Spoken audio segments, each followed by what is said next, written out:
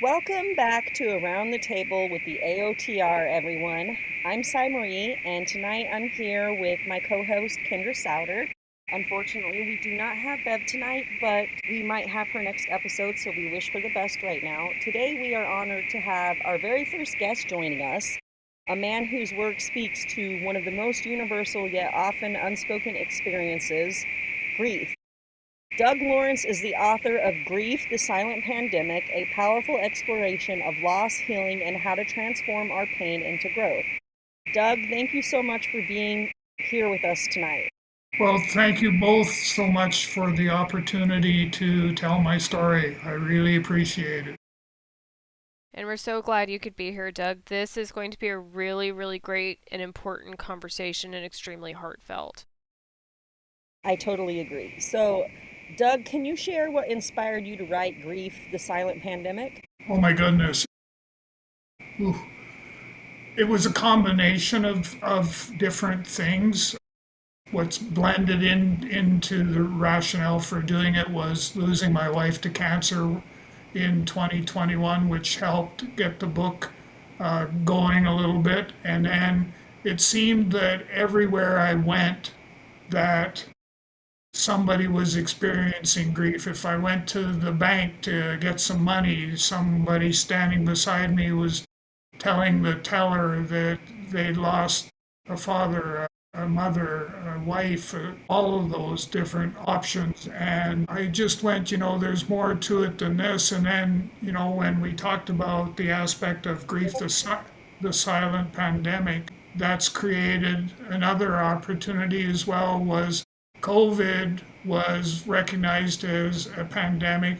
And so, from my thought process, that grief deserves much the same opportunity to be considered as a pandemic as well. So, in your experience, what do people often misunderstand about grief? The biggest thing that people misunderstand is that they think or assume that there's a start date and an end date when it comes to grieving, and that's the furthest from the truth that we could ever think of, is that there is no pure defined start date and end date. Grief can go on for a long period of time as you go through your healing journey. And what was your own turning point in your healing journey, and how did that shape your writing? I don't know that I have actually turned the corner on, because like I was mentioning off camera, was the aspect of having a couple rough days here this past couple weeks and that. And I still struggle with different things. I still struggle with, some of the different aspects of grief.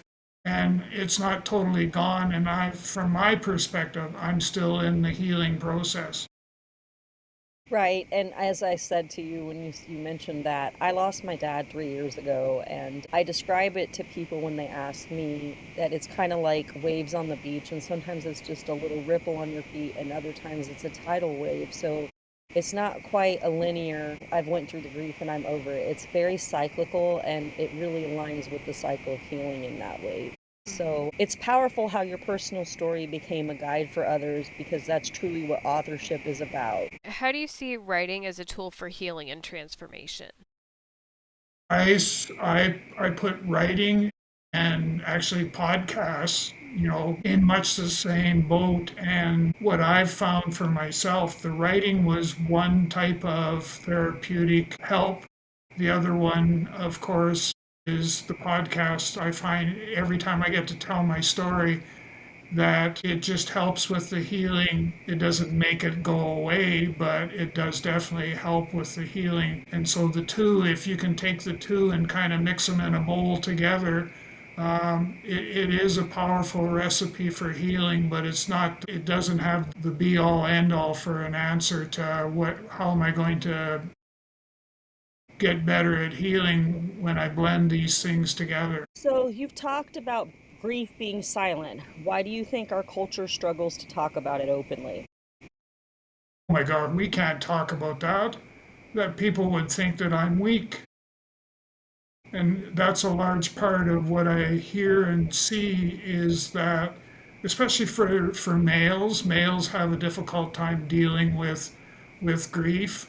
When I look at, some of the support groups and that I belong to, and some events that I go to that are part of the support group process, it's 95, 98% of the attendees are female, and you have a very small amount of males that go, and it's the whole the male, trying to think of the words for it, but what I'm basically suggesting is that if for a male to admit that they are not able to deal with grief, or grief, I kind of like, it reminds me of the time when I lost my mom to cancer as well, and I went back to work.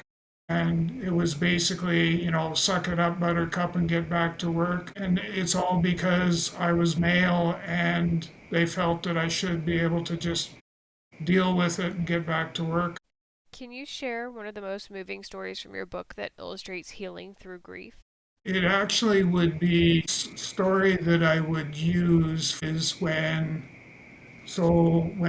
my wife Deborah was in emergency and we were trying to get a diagnosis as to is it really cancer or not. That particular picture that I still have it in my mind even today is she's sitting on the edge of the bed in emergency, and I've obviously taken her, and I'm sitting on the edge of a bed as well. And that picture and that storyline that goes with that has resonated more than I care to admit. It's frequently made reference to in the book. We talk about it in a lot of podcasts and stuff that we go to. And other people that have read the book relate to that particular situation as being part of, something that you're going to have to think about as you're going through your healing process. Okay, so you touched on some really important topics, especially with like male mental health crisis and men having issues with being able to freely admit that they're going through grief and that they might need more support or time in order to process it, which I think is incredibly poignant and absolutely true. If we could have more fathers and husbands and brothers, be able to exhibit to our sons that it's okay to feel these feelings, that they're natural when you are going through the mourning process, and that it's okay to need time to process them, then, we might be able to prevent some of the social complexities that we have going on right now and the disconnect between people, which I think is a very important thing to highlight. What daily practices or mindsets have helped you move through grief? Oh, I think the couple things that are really important to me as I move through grief, and the first is the support of others, and I'm looking for people that are listening and hearing and non-judgmental as far as their interaction with me and supporting. There are times where we don't want to talk. I don't want to talk. I just want somebody there by my side so that if I feel I need to lean on somebody, I know that I've got that person there. Probably the most important one for me is the aspect of listening and hearing as a way to help, help people, help myself, number one, but more importantly, helping others as they're moving through the grieving process. How can someone honor their grief while still choosing to move forward in life? You know, the big thing there is that um, I know for me, you take a look at, what are some of the tough times that I go through. So weekends, I absolutely detest weekends because, that's the time frame. So as long as I set aside space and time to honor Deborah, I'm still in a position to be able to move forward. It's not going to go away, but it's going to give me the opportunity to move forward and do so in a better framework, I guess, for lack of a better choice of words.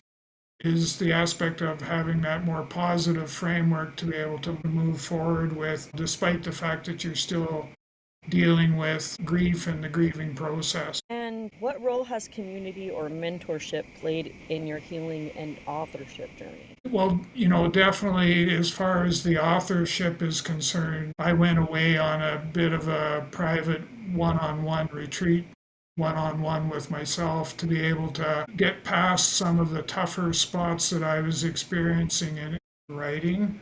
Um, And then the other part was the having somebody that, so the mentorship piece is really important. And a lot of the research that I have done has demonstrated that mentoring can be part of your support structure for mental health and for grief for that matter.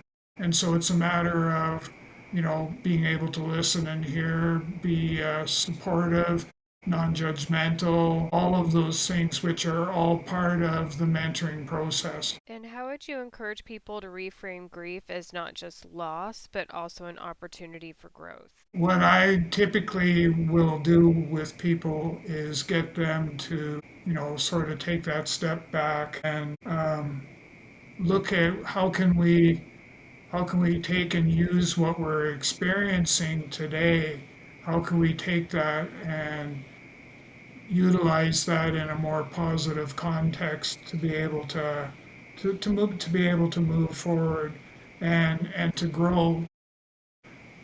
Sometimes it's you play that difficult card where you want people to, like, I encourage people to talk about their grief and to be as open and honest as they possibly can so that we can move forward and deal with that.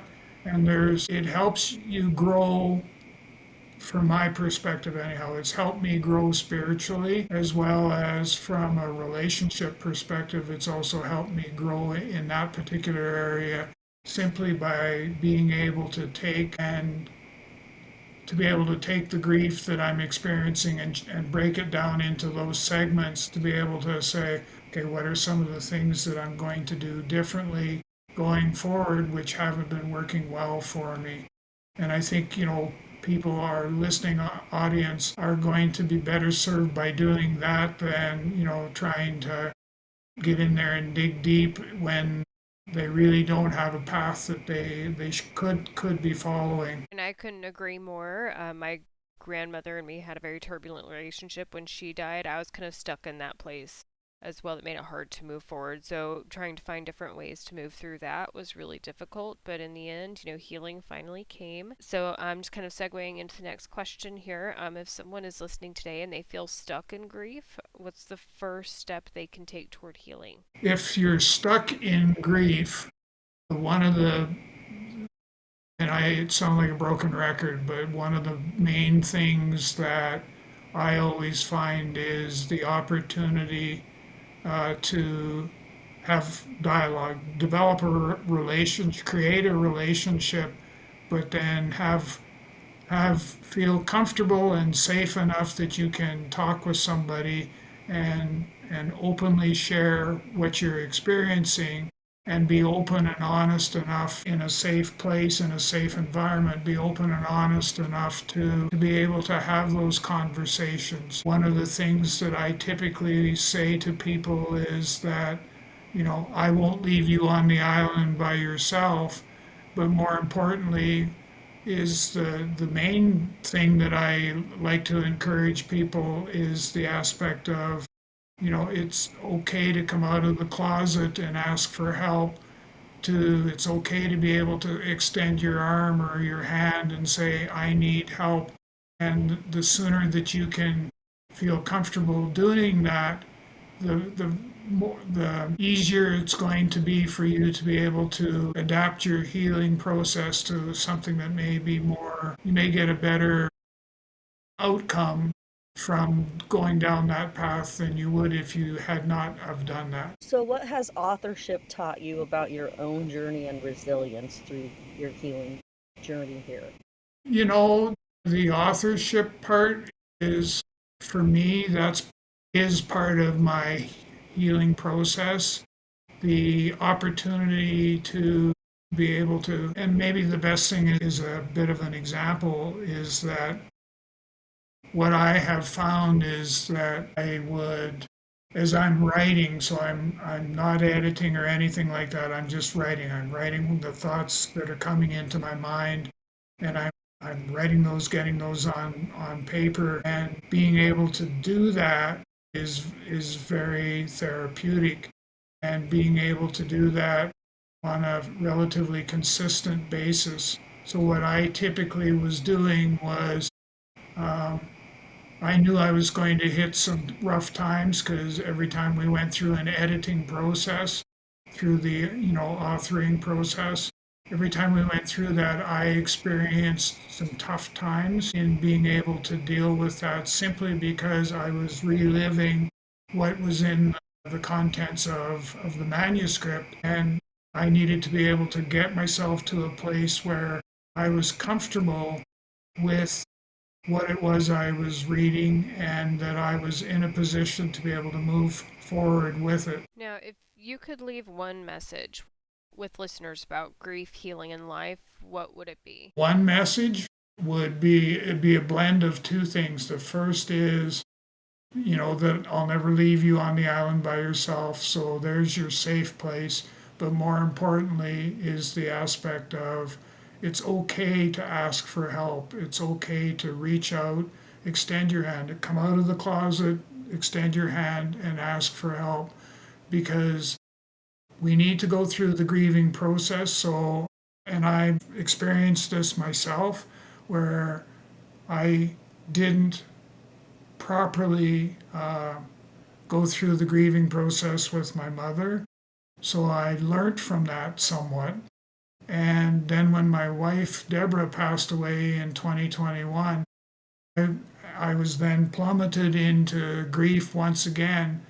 And I had learned some things that were going to help me deal with my grief and help me, sort of determine my healing process and what was going to work better for me. But I also knew that there was still lots of growing that I needed to do in order to be able to deal with that. So, long story short, is when you're dealing with grief, don't just partially deal with it. You need to stay in that grieving journey until you get to a place where you're comfortable, and then you can, we'll say, kind of move on for the time being. So, do you have any final thoughts or, pieces of advice or wisdom you'd like to leave us with? The sort of three things, and we've kind of touched on all three, but the first is, dealing with multiple stages of grief or multiple examples of grief, is that you need to be able to, to deal with those on an individual basis so that you can move forward. The second is that, you need to feel comfortable enough to be able to come out of the closet, extend your hand, and ask for help. And the third is that you need to be able to ask for help. So you need to, ask people when they say, "What can I do? What can I do?" The most important thing that you can do is for them to let them know that, there will be times where you don't want to talk, and there'll be times when you do want to talk to somebody, and that they need to be mindful of when those situations are taking place. I totally agree with that. Doug, thank you so much for joining us and sharing your story, wisdom, and compassion today. Grief, the silent pandemic, is such an important contribution to this conversation, and we're grateful for your openness. Thank you very much. And thank you, Doug, so much for coming. It's such an inspiring book, and we really appreciate you coming on today. Thank you. And to our listeners, thank you for being here with us again. You can find Doug's book linked in the show notes, and we'll see you next time on Around the Table with the AOTR. Bye!